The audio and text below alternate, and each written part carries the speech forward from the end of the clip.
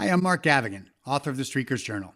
In this video, you'll quickly learn the structure and thinking behind two key Streaker's Journal pages, Plan for Tomorrow and the Day in Review.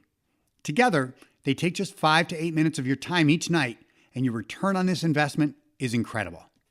At the top of the Plan for Tomorrow page, write the 3 most important things for tomorrow. There's not a lot of space, which forces you to be really clear and specific about each one. It seems simple, but these spaces are intentionally small because describing something in only a few words forces clarity and makes it quick and easy to skim later. Also, simplicity helps with accountability. Either you did something or you didn't. No excuses. It's important to remember, though, this is not an appointment calendar or a comprehensive to-do list. Those list everything that's either scheduled or you might aspire to do.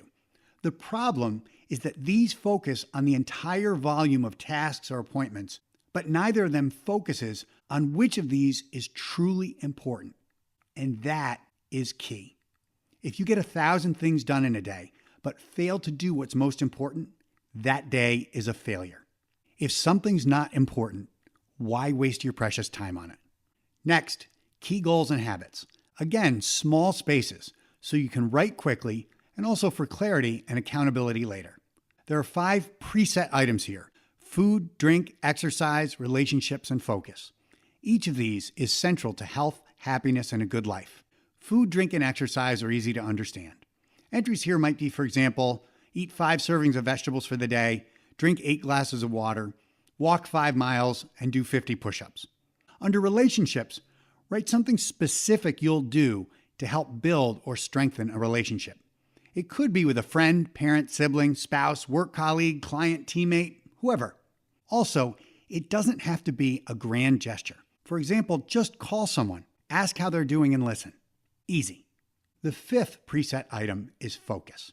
Here, it means 2 things: avoiding distractions and listening very carefully. So, for example, my focus goal might be 0 news or social media between 8 a.m. and 6 p.m. Or my focus goal could be a great listener in every conversation. Do not interrupt.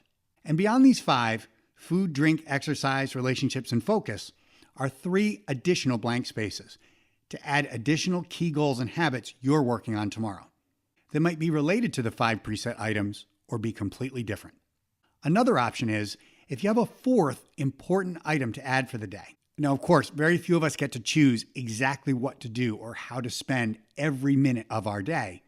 But even so, for the things we can control, we should be thoughtful and make sure that what we do aligns with our goals and priorities.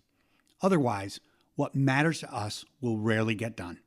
On the right-hand side of all 3 most important things and all spaces for 8 key goals and habits is a small box marked Done. When you finish an item on this page, if you have your Streaker's Journal with you, check the corresponding Done box.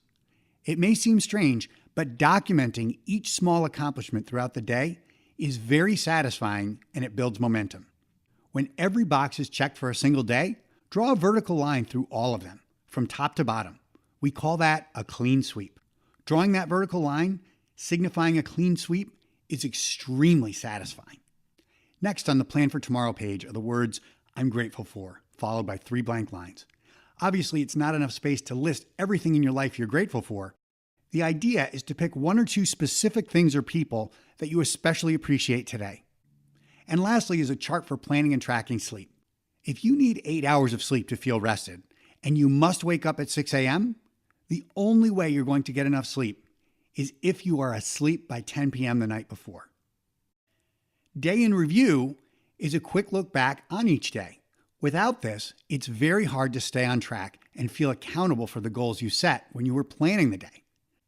If I keep setting goals, but never look back to measure how I did at meeting them, then what good does setting the goal do? The first Day in Review question is, on a scale of 1 to 10, how well did you use your time? If you're honest, this one simple number speaks volumes. I can tell you from personal experience that on the days where I admit that I didn't use my time well, and it's written in permanent ink, in a journal I intend to keep forever, I am really embarrassed, and I'm determined to do much better the next day. And of course, when I write that I used my time extremely well, I feel great, and I know I'm making progress. Next, what was fun or went well? When did you feel most engaged and alive? Thinking about how you feel at the end of each day is a tool for building self-awareness. Unless you keep track, it might be hard to recognize just how often you feel really good or really bad, or how closely these relate to certain people, tasks, or other circumstances. Next question. What do you wish you did better or differently? Writing this down solidifies your mistakes and lessons, so you benefit from them going forward. Last question. Any funny, sad, or difficult moments? This helps you capture high and low moments that otherwise might be forgotten. I love looking back and reading funny things that happened. I can't believe how many little wonderful things I would have forgotten. The page ends with Write or Draw Anything. It's a simple catch-all space for whatever's on your mind.